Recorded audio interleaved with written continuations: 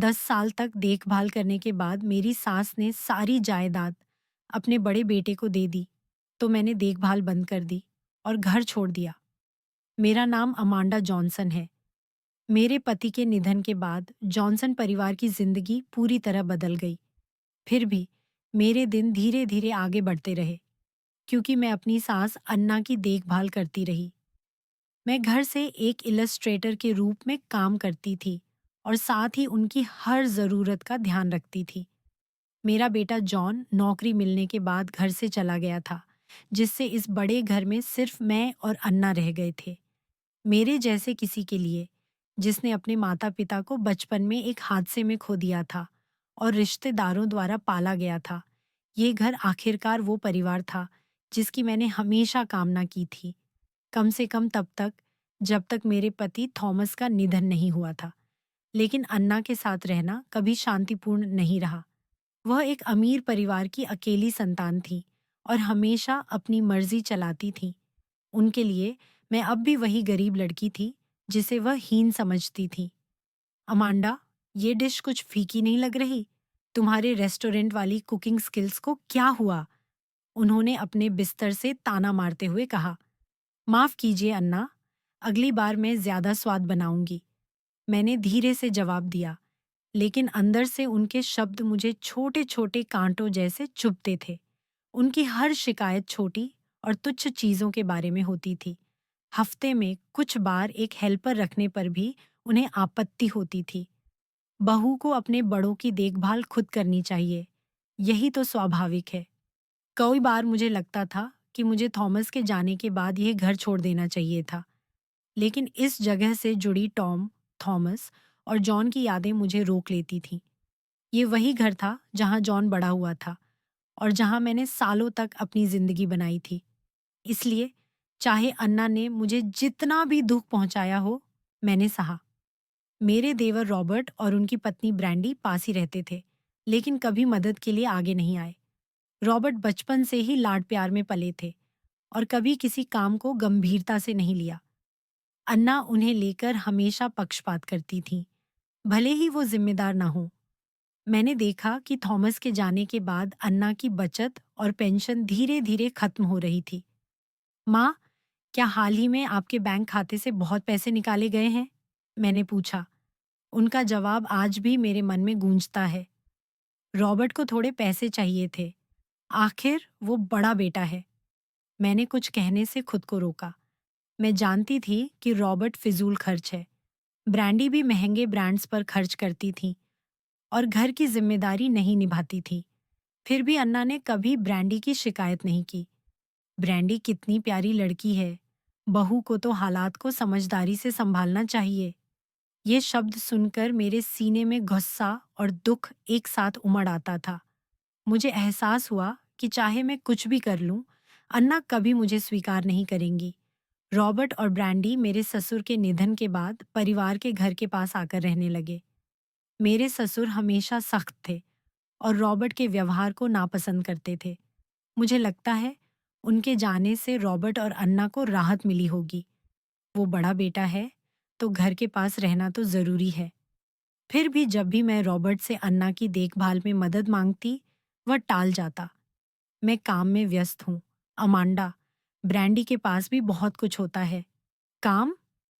मैंने कभी रॉबर्ट को सच में काम करते नहीं देखा। ब्रैंडी तो घर भी ठीक से नहीं संभालती थी, फिर भी अन्ना ने कभी उसे कुछ नहीं कहा। एक दिन जॉन घर लौटा। माँ, मेरे पास एक खबर है, मैं शादी करने वाला हूँ। उसके चेहरे पर खुशी देखकर मेरा दिल भर आया। शायद मैं इतने साल सिर्फ जॉन के लिए ही यह सब सहती रही। सच में, ये तो बहुत अच्छी खबर है जॉन। मैंने उसे गले लगाया और मेरी आंखों में खुशी के आंसू आ गए। मैंने मन ही मन थॉमस से कहा, थॉमस, हमारा बेटा खुश रहेगा, है ना? लेकिन जॉन की खुशी के बीच भी मुझे यह चिंता सताने लगी कि अब मेरा और अन्ना की देखभाल का क्या होगा। ज्यादा दिनों बाद अन्ना को स्ट्रोक आया। वह अस्पताल में होश में आई और बार बार कहने लगी, मुझे घर जाना है। थॉमस और मैंने एक बार बात की थी कि उन्हें केयर सेंटर में रखना चाहिए। तुम इतने निष्ठुर कैसे हो सकते हो? माँ को वहां भेजकर हमें शर्मिंदा करोगे? उन्होंने कहा था। ये घर मेरी जान है, मैं यहीं रहना चाहती हूँ। उनकी आवाज़ में एक शासक जैसी दृढ़ता और घर से गहरा लगाव था। अमांडा, हम मिलकर इसे संभाल लेंगे। उस समय थॉमस के ये मजबूत और सहायक शब्द मेरे लिए सहारा बने थे, लेकिन अब वो नहीं थे। देखभाल कभी आसान नहीं रही। रोज रॉबर्ट और ब्रैंडी के ताने सुनने पड़ते थे। बेचारी माँ, पता नहीं अमांडा ठीक से देखभाल कर भी रही है या नहीं। ध्यान रखना, उन्हें सीधा बैठाना, नहीं तो पीठ में दर्द होगा। दोनों कभी मदद के लिए आगे नहीं आए, लेकिन कहने को बहुत कुछ था। निर्दयी शब्द मुझे गहरे तक चोट पहुंचाते थे, लेकिन थॉमस का साथ मुझे हिम्मत देता था। उनकी बातों को दिल पर मत लो। अमांडा, तुम बहुत अच्छा कर रही हो। थॉमस का यह प्रोत्साहन मेरा सहारा था। आज पहली बार बहुत समय बाद मेरा गहरे जख्मी दिल कुछ राहत महसूस कर रहा था। माँ, मुझे आपसे कुछ कहना है। क्या बात है? मैं शादी करने जा रहा हूँ। ये शब्द सुनकर मैं जैसे जम सी गई। मेरा दिल एक धड़कन छोड़ गया। सच में? तुम शादी करने जा रहे हो? हाँ, मैं चाहता हूँ कि आप उससे मिलें। वो बहुत ही अद्भुत इंसान है। उसकी आवाज़ की खुशी सुनकर मेरा सीना भावनाओं से भर गया। ये तो बहुत शानदार बात है, जॉन। हमारी मुलाकात ऑफिस में हुई थी। वो बहुत दयालु है, नरम दिल। सच कहूँ तो वो आपकी तरह है, माँ। उसने ये बात बड़ी सादगी से कही, लेकिन उसकी सच्चाई साफ झलक रही थी। मेरा दिल भर आया, ये देखकर कि वो कितना खुश है। और माँ, वो कुछ पल को रुका, जैसे झिझक रहा हो। जब हमारी शादी हो जाएगी, तो मैं चाहता हूँ कि आप हमारे साथ रहें। एक पल के लिए मेरा दिमाग सुन्न हो गया।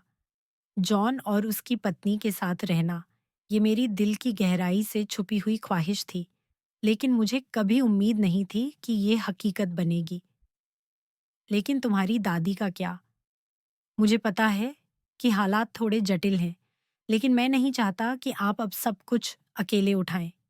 उसके शब्दों में इतनी करुणा और दृढ़ता थी कि मेरी आंखों में फिर से आंसू आने लगे, लेकिन मैंने उन्हें रोक लिया। जॉन, मुझे बहुत अच्छा लगा ये सुनकर, लेकिन ये इतना आसान नहीं है। मुझे पता है माँ, लेकिन हम एक परिवार हैं। चलिए मिलकर इसका हल निकालते हैं। उसकी आंखों में विश्वास की चमक थी और मैं बस चुपचाप सिर हिला सकी। उस रात मैं बिस्तर पर लेटी रही, लेकिन नींद नहीं आई। आकर हमारे साथ रहिए। जॉन के शब्द मेरे जहन में गूंज रहे थे। ये किसी सपने की तरह लग रहा था, लेकिन हकीकत मुझे होश में ले आई। माँ का क्या होगा? मैं जानती थी कि जॉन की मंगेतर मेरी माँ की देखभाल नहीं कर सकती थी। मैं छत की ओर ताकते हुए सोच में डूबी थी। मैं क्या बचाने की कोशिश कर रही हूँ? मैंने अपनी जिंदगी के 10 साल अन्ना के लिए कुर्बान कर दिए थे, और अब जब मुझे एक नया रास्ता मिल रहा था, मैं फिर भी हिचक रही थी। अगर मैं चली गई तो उनका क्या होगा? रॉबर्ट और ब्रैंडी की तस्वीरें मेरी आंखों के सामने आ गईं। क्या वो सच में माँ की देखभाल करेंगे? मैं पहले से जानती थी। बिल्कुल नहीं। मैंने धीरे से फुसफुसाया। मेरे सीने में कड़वाहट भरने लगी। वो बस उन्हें छोड़ देंगे। ये सोचकर मुझे गुस्सा भी आया और निराशा भी। मैं कंबल के नीचे सिमट गई और मेरी आंखों से चुपचाप आंसू बहने लगे। थॉमस, मैं क्या करूं? मैं उसकी आवाज को याद करने की कोशिश कर रही थी, लेकिन मेरी आंखों के सामने बस उसका फीका मुस्कान था। कुछ दिन बाद जॉन ने रॉबर्ट से अन्ना की देखभाल को लेकर बात की। जब वो घर लौटा, उसका चेहरा गुस्से से तना हुआ था। माँ, आप यकीन नहीं करेंगी उन्होंने क्या कहा। क्या हुआ? रॉबर्ट कह रहा था कि दादी को भी मेरे साथ ले जाऊं। वो और ब्रैंडी उनकी देखभाल नहीं करेंगे। उसकी आवाज गुस्से से कांप रही थी। उन्होंने आपके बारे में भी भद्दी बातें कही। ये सुनकर मेरा दिल बैठ गया। जॉन, मैं नहीं चाहती कि तुम इसकी चिंता करो। ऐसा मत कहिए माँ, ये सिर्फ आपका मसला नहीं है। मैं उसके शब्दों से भावुक हो गई, लेकिन तभी अन्ना ने कुछ ऐसा कहा जो दिल को चीर देने वाला था। मुझे तो हमेशा लगा कि तुम मुझे बोझ समझती हो, अमांडा। तुम तो सिर्फ विरासत के लिए रुकी हो ना, लेकिन तुम्हें एक पैसे का भी हिस्सा नहीं मिलेगा। सब कुछ रॉबर्ट और ब्रैंडी को जाएगा। मैं वहीं की वहीं ठिठक गई। मेरा सीना कसने लगा। मैंने तुम्हारे लिए 10 साल अपनी जिंदगी कुर्बान कर दी, और तुम सच में यही सोचती हो मेरी आवाज़ काँप रही थी, लेकिन वो ज्यों की त्यों थी, ठंडी और घमंडी। उस पल मैंने फैसला कर लिया, ठीक है, मैं ये घर छोड़ रही हूँ। अन्ना का चेहरा सफ़ेद पड़ गया। क्या? ये मज़ाक है ना? बिल्कुल नहीं। मैंने अब तक तुम्हारी देखभाल की, घर चलाया, सब कुछ मैंने किया। अब रॉबर्ट और ब्रैंडी ये सब सँभालेंगे। अन्ना घबरा गई। वो नहीं कर पाएंगे, वो मेरी परवाह नहीं करते जैसे तुम करती हो। अब वो मेरी चिंता नहीं है, तुमने खुद उन्हें चुना था, है ना? मेरी आवाज़ शांत थी, लेकिन अंदर बरसों की घुटन उबल रही थी। तुम्हारे बिना मैं क्या करूँगी? पता नहीं, लेकिन अब रॉबर्ट और ब्रैंडी ही तुम्हारा सहारा हैं। मेरे शब्दों ने उसे चुप कर दिया। पहली बार मैंने उसके चेहरे पर डर देखा। मैंने रॉबर्ट और ब्रैंडी की ओर देखा, जिन्हें बैठक में बुलाया गया था। हमें क्यों उसकी देखभाल करनी चाहिए? हम तो व्यस्त रहते हैं। हमें लगा तुम सब कुछ करती रहोगी। अगर ऐसा है, तो तुम चाहो तो उसे किसी सुविधा केंद्र में भी भेज सकते हो। मैं नहीं रोकूंगी। रॉबर्ट की आंखें फैल गईं। अब जाकर उसे हालात की गंभीरता समझ में आई। ठीक है, हम करेंगे, लेकिन हम तुम्हारी तरह नहीं कर पाएंगे। उसका लहजा कड़वाहट से भरा था। मैंने अन्ना की तरफ एक आखिरी बार देखा। उम्मीद है तुम अपने फैसले से खुश रहोगी। बिना उसकी प्रतिक्रिया का इंतजार किए मैं मुड़ गई। मैंने अपना सामान जल्दी जल्दी समेटा। सालों का बोझ जैसे हर बैग में भरता जा रहा था। जब मैं दरवाजे से बाहर निकली, अन्ना की चिल्लाती आवाज पीछे से आई, अमांडा, वापस आओ। लेकिन मैंने पीछे मुड़कर नहीं देखा। मैंने धीमे से फुसफुसाया, अलविदा, माँ। मैंने अपना पहला कदम बाहर रखा। ठंडी हवा मेरे चेहरे से टकराई। सालों में पहली बार मुझे एक अजीब सी आज़ादी महसूस हुई। रात शांति से भरी थी, इतनी शांत कि मैंने पहले कभी नहीं देखी। मेरे कदमों की आवाज़ गूंज रही थी, स्थिर और दृढ़। मैं जॉन और उसकी मंगेतर सोफिया के घर चली गई। सालों में पहली बार मुझे शांति महसूस हुई। उनका घर गर्मजोशी से भरा था, एक सुकून जो मैं भूल चुकी थी। माँ, अब आप आराम कर सकती हैं। आपको अब सब कुछ अकेले नहीं उठाना होगा। उसके शब्द सुनकर मेरी आंखों में आंसू आ गए, लेकिन इस बार ये राहत के आंसू थे। सोफिया ने मुझे खुले दिल से अपनाया। अमांडा, मैं बहुत खुश हूँ कि आप हमारे साथ हैं। उसकी दयालुता और गर्मजोशी ने मुझे पहली बार एहसास कराया, मैं किसी परिवार का हिस्सा हूँ। हर दिन मैं थोड़ा और खुलने लगी। सुबह अब मुझे थकाती नहीं थी, बल्कि उम्मीद देती थी।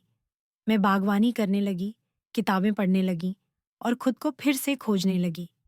एक दिन मैं जॉन के पास बैठी थी, जब उसने कहा, माँ, आपको पता है, जब मैं छोटा था, मैं हमेशा डरता था कि आप चले जाओगी। मैंने उसकी तरफ देखा, हैरानी से। क्यों बेटा?